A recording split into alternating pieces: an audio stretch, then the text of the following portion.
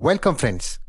आज मैं आपको एक ऐसी कहानी सुनाने जा रहा हूं जो हमें यह समझाती है कि इंसान अपनी सूरत से नहीं बल्कि अपने कर्मों से बड़ा होता है। दोस्तों, बहुत समय पहले की बात है। निधि अपनी मम्मी के साथ रामपुर नाम के गांव में रहा करती थी। निधि के पापा उसके बचपन में ही किसी बीमारी के चलते चल बसे थे। अब निधि की मम्मी दूसरों के घरों में काम करके पूरे घर का खर्चा चलाया करती थी। निधि का रंग सांवला था।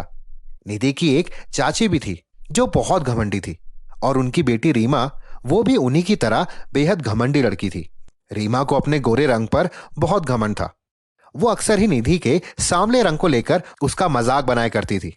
रीमा कहती है, अरे देखो, इस काली ने आज काले रंग के कपड़े पहने हैं, ये तो दिखाई भी नहीं दे रही है ना दोस्तों। अब इस बात को सुनकर सभी लोग हंसने लगते हैं। इस दौरान सोनाली ये बात कहती है, अरे हाँ, रीमा तो समय के साथ और भी काली होती जा रही है। अब इस बात को सुनकर वहां खड़े सभी लोग हंसने लग जाते हैं। निधि रीमा से कहती है, रीमा, मेरी बहन होकर भी तुम अपने दोस्तों के सामने मेरा मजाक उड़ाती हो। तुम्हें ऐसा नहीं करना चाहिए। रंग से इंसान की पहचान नहीं होती। ऐसा कहकर निधि वहां से चली जाती है। अब निधि अपने घर पहुंच जाती है और एक कोने में जाकर बैठ जाती है। कुछ देर बाद निधि की मां देखती है कि निधि बेहद उदास है। निधि की मां निधि से पूछती है, क्या हुआ बेटा, तुम इतनी उदास क्यों हो। अब निधि कहती है, मां, मैं इतनी काली क्यों हूं। रीमा मेरा बहुत मजाक उड़ाती है, मुझे बहुत बुरा लगता है। अब निधि की मां कहती है, बेटा, काला होने से कोई फर्क नहीं पड़ता। काला और गोरा रंग तो ऊपर वाले की देन है। निधि अपनी मां से, मां आप रहने दो, आप मुझे हमेशा ऐसे ही समझा देती हो, पर आप बिल्कुल नहीं जानती कि रीमा मेरा कितना मजाक उड़ाती है और मुझे कितना बुरा लगता है। इतना सब कुछ कहकर निधि गुस्से में अपने कमरे में चली जाती है। कुछ दिन बाद रीमा और उसकी मां निधि के घर आते हैं। रीमा, निधि, कल मेरा बर्थडे है, तुम जरूर आना, और बड़ी मां आप भी आना। निधि की मां, हाँ हाँ बेटा, क्यों नहीं, हम जरूर आएंगे। और फिर रीमा और उसकी मां वहां से चले जाते हैं। अगले दिन निधि और निधि की मां तैयार होकर रीमा के बर्थडे में पहुंचते हैं, जहां पर रीमा अपने सभी दोस्तों के साथ खड़ी होती है। निधि रीमा से, Reema happy birthday. Reema, thanks Nidhi. Reema Nidhi से, अच्छा देखो, आज मैंने केक भी काला बनवाया है। आखिर तुम्हारे कलर से कुछ तो मैच होना चाहिए इस पार्टी में। रीमा हंसते हुए। अब इस मजाक को सुनकर निधि को बहुत बुरा लगा और वो बिना किसी को कुछ बोले उस पार्टी से बाहर निकल जाती है। निधि रोते रोते अपने गांव में बने तालाब के पास पहुंच जाती है।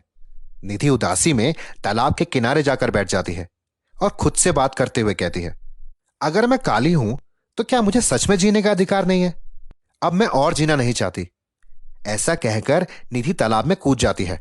जैसे ही निधि तालाब में कूदती है, उसके बाद एक जलपरी निधि को अपनी गोद में बैठाकर तालाब से बाहर लाती है।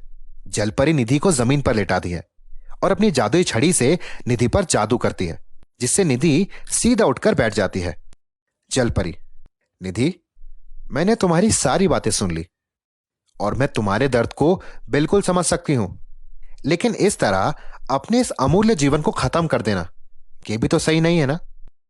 निधि, मैं जानती हूं जलपरी, लेकिन अब इस दुख को सहते सहते मैं थक चुकी हूं।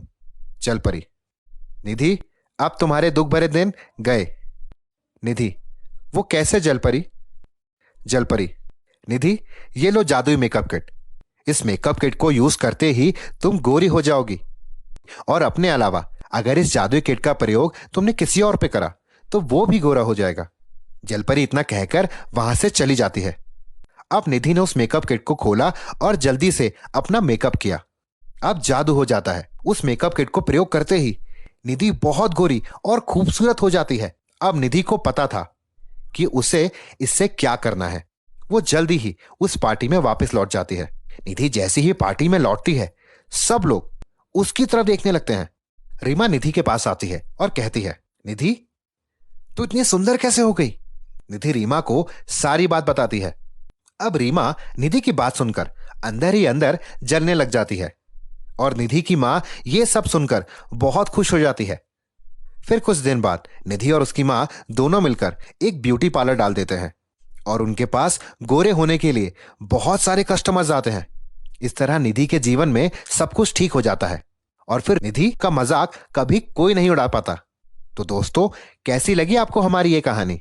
अगर आपको ये वीडियो पसंद आई हो तो हमारी वीडियो को लाइक और हमारे चैनल को सब्सक्राइब करना बिल्कुल ना भूलें। और ऐसी ही दिलचस्प वीडियो को देखने के लिए हमेशा बने रहें हमारे चैनल के साथ। हम आपसे मिलते हैं जल्द अपनी नई स्टोरी के साथ। तब तक के लिए धन्यवाद।